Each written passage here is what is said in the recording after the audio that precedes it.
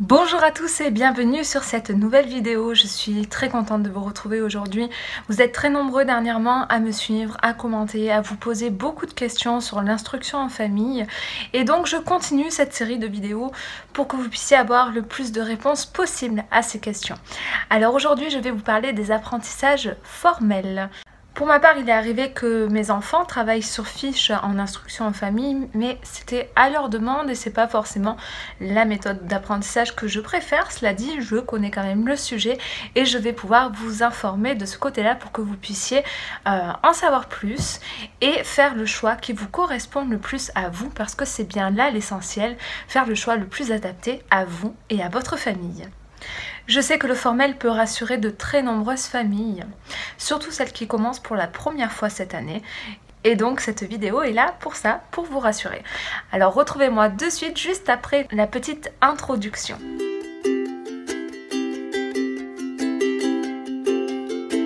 Bienvenue sur Vague d'amour, moi c'est Kelly, je suis maman de 3 enfants, nous avons toujours fait l'instruction en famille et donc je suis passionnée par la pédagogie Montessori, par la parentalité et par l'instruction en famille puisque c'est quelque chose que nous vivons au quotidien et ce depuis quelques années déjà.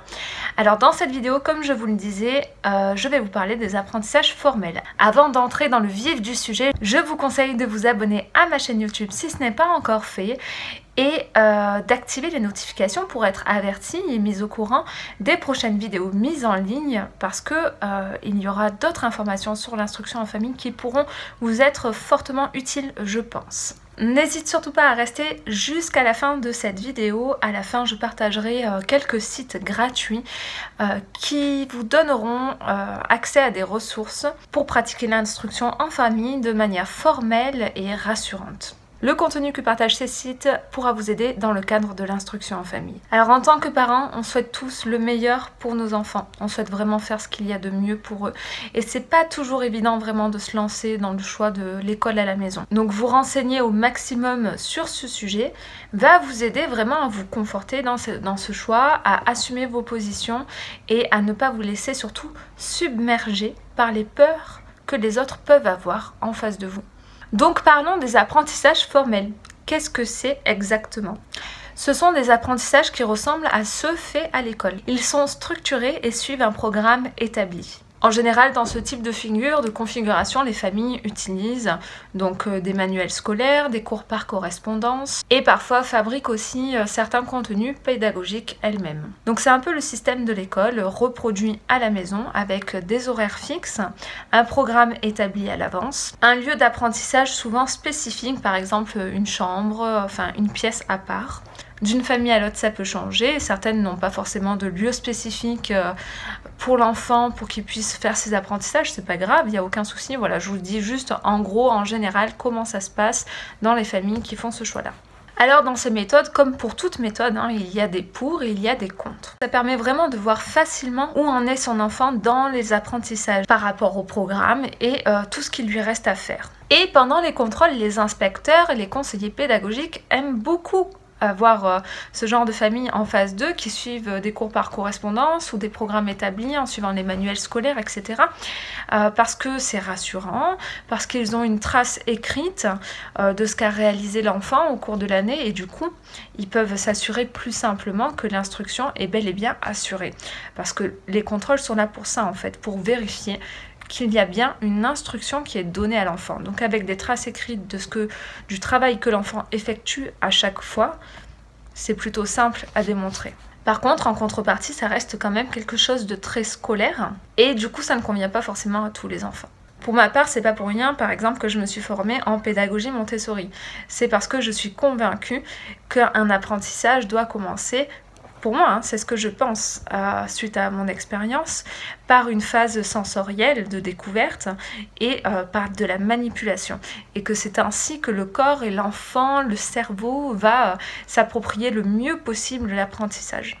Avec les CPC par exemple, l'enfant peut ne pas être aussi enthousiaste à apprendre certaines choses en comparaison avec d'autres méthodes d'apprentissage. Il y a des enfants au contraire pour qui ça convient parfaitement et du coup c'est génial. C'est génial parce que dans ces cas-là, les CPC, voilà, on reçoit les cours par correspondance, le programme est déjà tout fait Il n'y a pas beaucoup de préparation à faire pour les parents, du coup ça se passe très bien quand c'est un système qui correspond à l'enfant. Il peut y avoir dans ces cas-là pour les CPC un système de notes, pas pour tous, hein, et d'évaluation. Et dans ces cas-là, par contre, ça peut avoir un impact pas forcément positif pour l'enfant. Encore une fois, ça dépend de l'enfant. Il y en a pour qui il n'y a aucun souci et il y en a pour qui cela peut avoir un impact sur la confiance en soi. Alors pour vous aider, je vous partage quelques organismes de cours par correspondance. Alors personnellement, je ne les ai pas testés.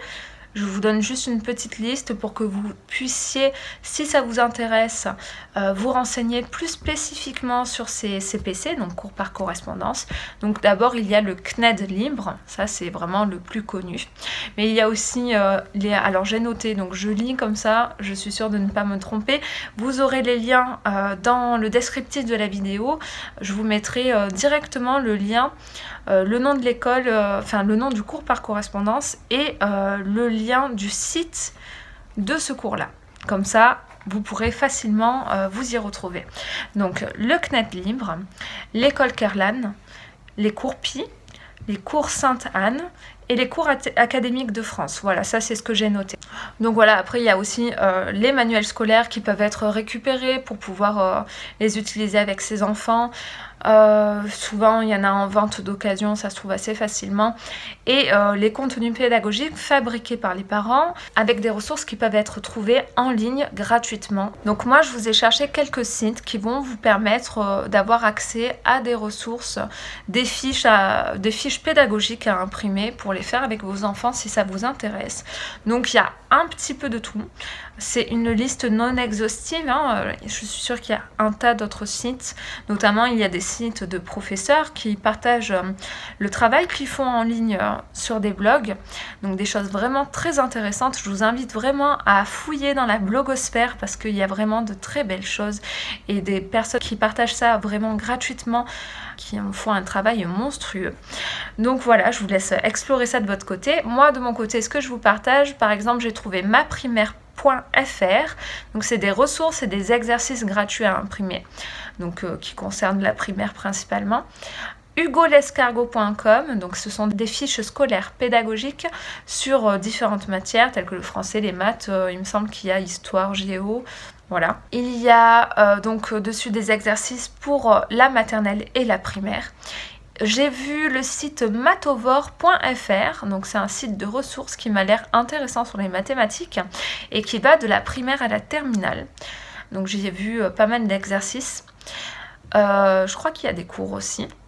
Ensuite, il y a lescoccinelles.fr qui m'a l'air plus axé sur le français. Voilà, donc vous trouverez les liens, pareil, en descriptif.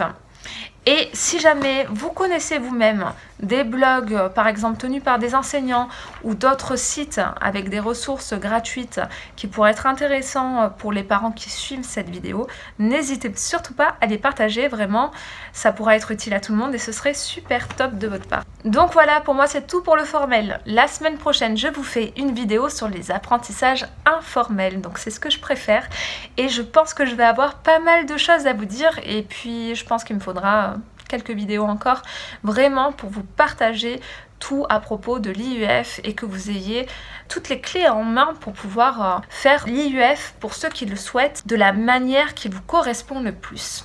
Voilà, voilà. Donc, cette semaine, c'est la rentrée ou la non-rentrée, selon ce que vous avez choisi pour vos enfants. Je souhaite que ça se passe au mieux, que ce soit la non-rentrée ou la rentrée pour vos enfants et pour vos familles et je vous souhaite une très belle journée. Je l'avais oublié mais je viens d'y penser là en arrêtant de filmer, c'est que sur les groupes Facebook aussi, vous pouvez trouver de très nombreuses ressources sur les groupes en instruction en famille. Donc n'hésitez pas vraiment à vous mettre dans les groupes d'instruction en famille Facebook pour voir un peu ce que vous pouvez trouver comme ressources. Les parents partagent des choses et c'est génial. Donc voilà, je vous laisse regarder ça. Et cette fois-ci pour de vrai, je vous dis à bientôt. Ciao!